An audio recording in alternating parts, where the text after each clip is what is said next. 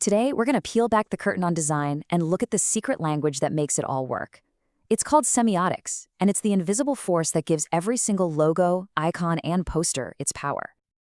I mean, have you ever really stopped to think about it? How does a red octagon make you slam on the brakes in your car? Or how does a little triangle somehow convince you to press play on a video? There are no words, no instructions, yet we all just get it. That's the magic we're going to decode today. So here's our roadmap. We'll start with the secret language of signs itself. Then we're going to break down how to decode the message. After that, we'll get into the three main types of signs you see all the time. Then we'll shift from theory to practice and look at some hard evidence. And finally, we'll see just how much semiotics is shaping the world all around you. Okay, let's dive in. The big idea here is that when you look at an image, you're not just seeing colors and shapes. You are literally reading a message. And believe it or not, there's a whole science behind how that message gets built. And that science has a name, semiotics. It's the study of signs and symbols. Brilliant minds like Ferdinand de Saussure and Charles Sanders Peirce basically gave us the rulebook, a framework to understand how visuals actually talk to us. So how does this all work? Well, to really get semiotics, we need to break down any sign into its two most basic parts. And here's the key insight. Thanks to Saussure, a sign isn't just the picture you see. Nope. It's actually a combination of the signifier, that's the physical thing, and the signified, that's the idea that pops into your head. This is a perfect way to understand it. The signifier is the physical form, like the letters W-A-T-E-R spelled out, or the sound of the word. The signified is the concept that immediately comes to mind, that clear, cool, refreshing liquid. The sign itself is those two things working together as one. But wait, it gets even more interesting, because there are two levels of meaning. First, you've got denotation. That's just the literal dictionary definition. Green is, the color between blue and yellow. Simple. But connotation, that's where the magic is for designers. It's all the cultural and emotional ideas we've attached to that sign. So green can mean nature or sustainability, sure, but it can also mean go, money, or even envy. It's all about the context. All right, so Saussure gave us the basic anatomy of a sign, but it turns out not all signs work the same way.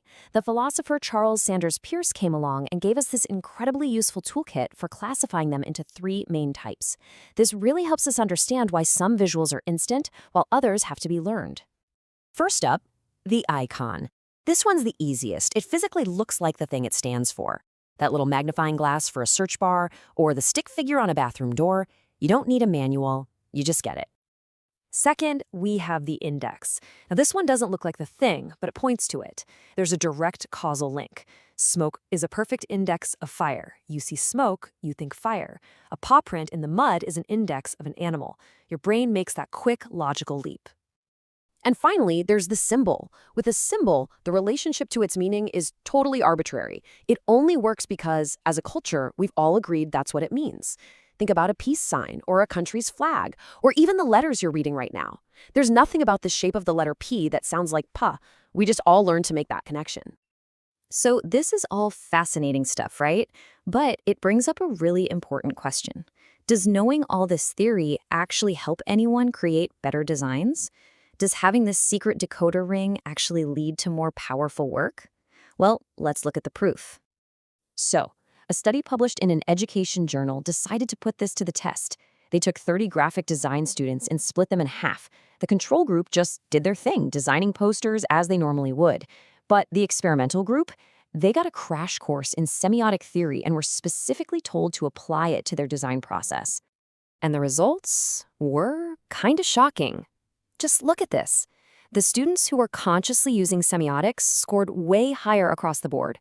Their work was judged to be more creative, more aesthetically pleasing, and they even used typography more effectively.